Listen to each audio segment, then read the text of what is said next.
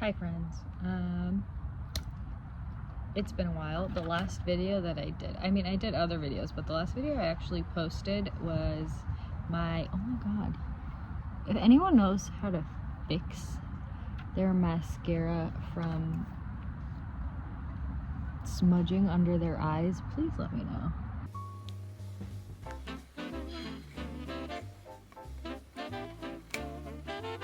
Oh, I got a new tattoo. Hold on.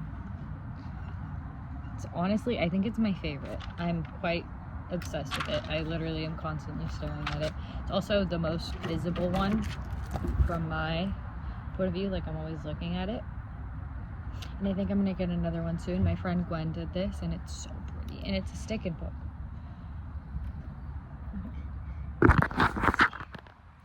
Can you see it? I don't know. Okay. Alright, so this was supposed to be me talking about all of my May favorites, but I ended up talking too long about books, and so I didn't get to like music and anime really. So now it's gonna be a video of me talking about books I read because of Booktok. I didn't go as in depth as I would have if I knew that it was just gonna be about these. So if anyone wants to talk about these books, let me know. Have fun. Enjoy.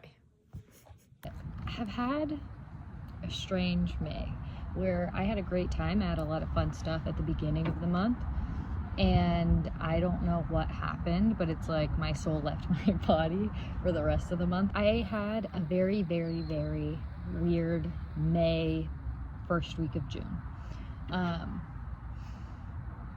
And I think this is like my conclusion after like journaling and thinking about it. I realized that when I am about to go into, because the way that I deal with my depression is it kind of comes in waves for me. It's a little bit, and I feel like that's it for most people, because I feel that I'm generally a happy person, but I don't know. I actually don't know if that's true. I'd have to ask the people around me. I try to be a happy person, but I don't know if it's like I felt myself getting to that point again, so I literally was not present in any shape of the word. I used a lot of escapism, I think is the right word. I don't know how else to describe it. I read, I think it was like the second week of May. Within 2 weeks, I read 7 books and like DNF'd a couple. Not of those. I fully completed 7 books and then I DNF'd like 4 or 3, something like that. So it was a lot. 2 weeks straight of me just reading. But I will say, I found some very, very, very good books. So for my May favorites, which is what we're gonna get into, a lot of this were, be nice. A lot of this was a way for me to like not have to like live my real life and like face the issues that I was going through. And luckily, like, I feel a little bit more in touch. I only read contemporary romance, usually not my cup of tea, but the first 2 books that I read made me spiral into this is all I want to read. So I have read Emily Henry once before this, and now I've read all of her books, or once or twice before this. I think I read Funny Story and another one of the really popular ones, and I didn't like them. The entire story was just not it, so I was like, maybe she's just like not all she's chalked up to be. And then I read Book Lovers and Beach Read. Book Lovers and Beach Read they're so good. I think they're my 2 favorite contemporary romances that I've literally ever read. I don't know, something about it. And I think the reason I have such a hard time picking between the 2 is because I read Book Lovers first, and I was like, holy shit, this is so good. Then I read Beach Read, and I was like, this is really good, but do I like it as much? Because Book Lovers, like, got me, like, hooked into that, like, book craze that I was in for a couple weeks. And both of the main characters are pretty similar, and they're the type of main love interests that I like, that are, like, a little bit more stoic.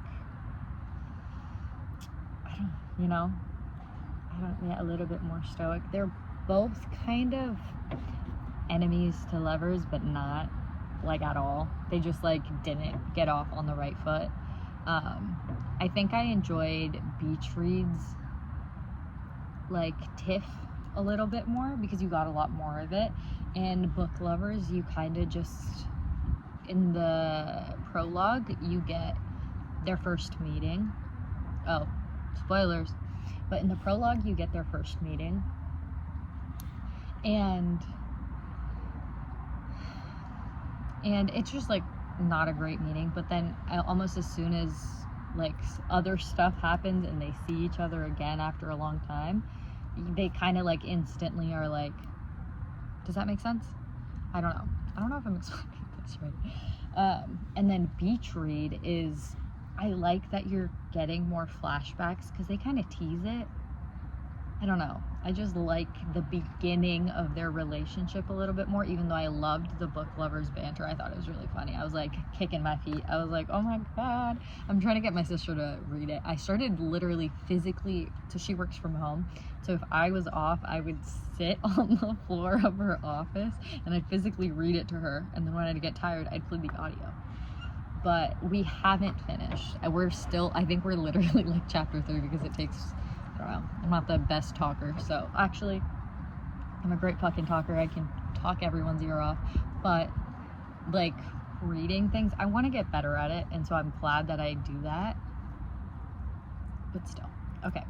And then, okay, the other books that I read is, I don't know the authors. I didn't write those down. So you just look it up if you want to read any of these. I read You with a View.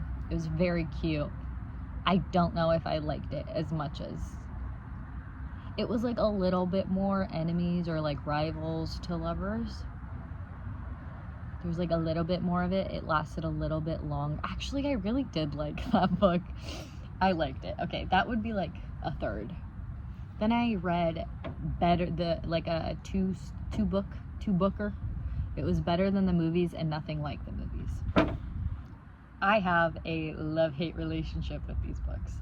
When I went into it, I didn't realize that the setting was in high school, because I found these books off of TikTok, and it was, like, an audio.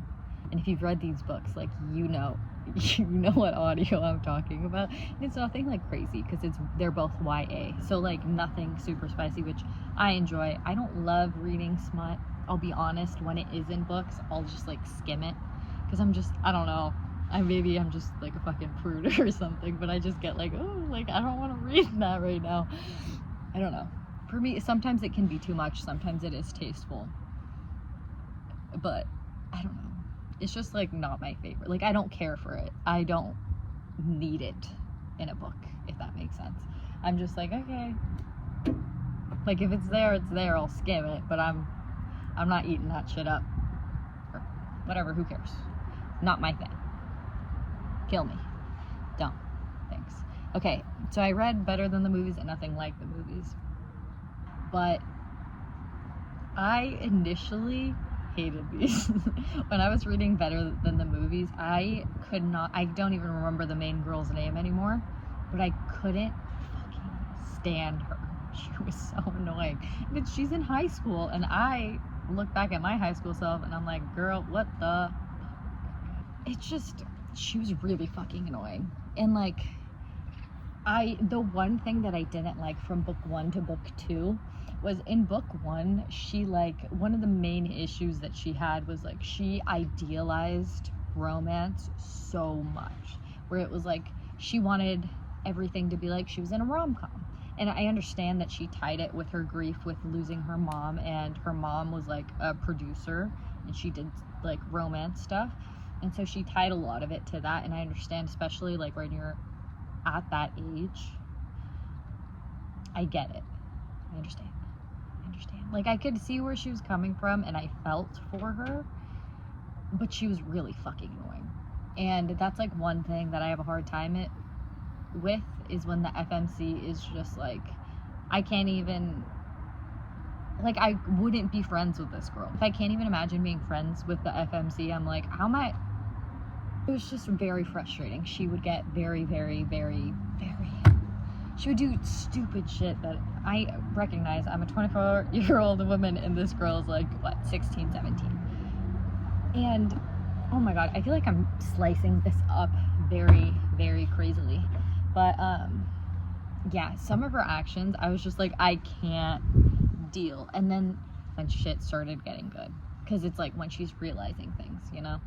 And like I was saying, in the first book, she like idealized this romance, and in the second book, you start off with her as a completely new person.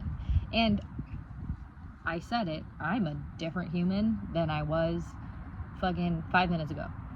They like make it a point, her new friends, to be like, she's the least romantic person that I know, blah blah blah blah blah blah. And it's 3 years later. Granted, you know, like, I understand that a lot changes, but it felt like too dramatic of a switch. And obviously she wasn't, like, it was like a projection, because she was like putting up a wall because she was fucking heartbroken by this dude. But I didn't love that narrative. I don't know if I'm making sense. If anyone understands where I'm coming from, please let me know. I did end up liking the series afterwards, but in the first book, she's really fucking annoying. Oh, she is too in the second book, do not get me wrong, but she's a lot more palatable.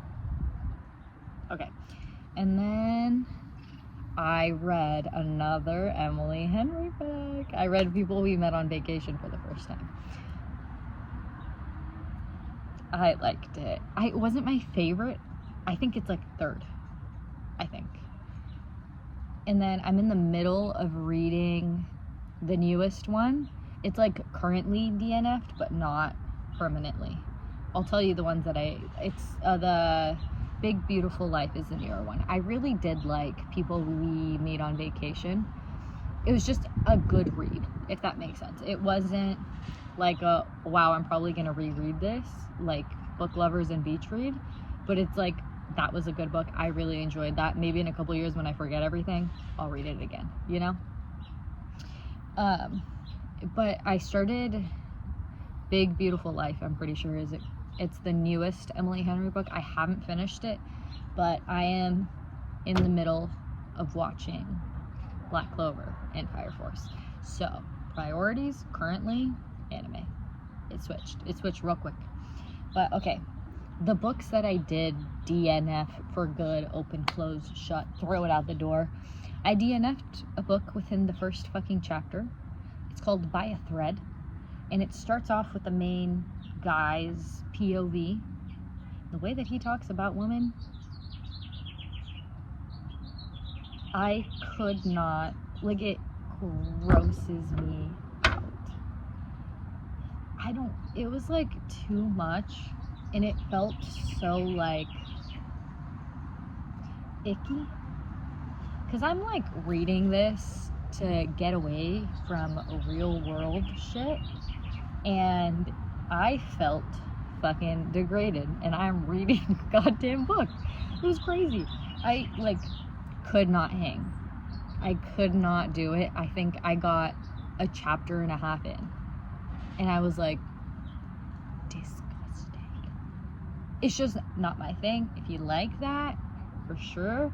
I thought I'm fucking pissed because I spent like $17 to get it. Another DNF, The Wrong Bride. I like that premise because, you know, those TikTok stories that you see, it's giving that, if that makes sense, but like the very clearly AI ones where it's like my super rich, like, I don't know how to explain it. It's so dumb. I just kind of hated it because the main character is like a model and her sister's an actress, and they're in like a super important family, and she's marrying in, it's like an arranged marriage. Don't love, like, I'm gonna talk about Vampire Diaries for a second. I hate Elena. I liked Vampire Diaries up until I don't know what fucking season. I never finished that show. I used to love and obsess over that fucking show when I was like a kid. But I hated that it was between two brothers, because I was like, ew, bitch. Like, I could not deal with it. I did not like Elena. She pissed me off. I literally, even as a girl, like a little girl, I was like, everything's her fucking fault. I hate this bitch. I couldn't. It's kind of that vibe where she's just like, so like, oh, I don't know. It was too much like damsel in distressy, and then they like, you know, have the arranged marriage. And the main guy, his name's Aries, he just pissed me off because I'm like, are you in love with the sister or are you in love with her? Pick one. Because he'll say something to her and then he'll go back on his word and be like, yes, sister. It's just, I couldn't deal with it. I got pretty far into it, but then it started getting really swassy, and I didn't care for it. I didn't care for their romance. I didn't care to see how it worked out.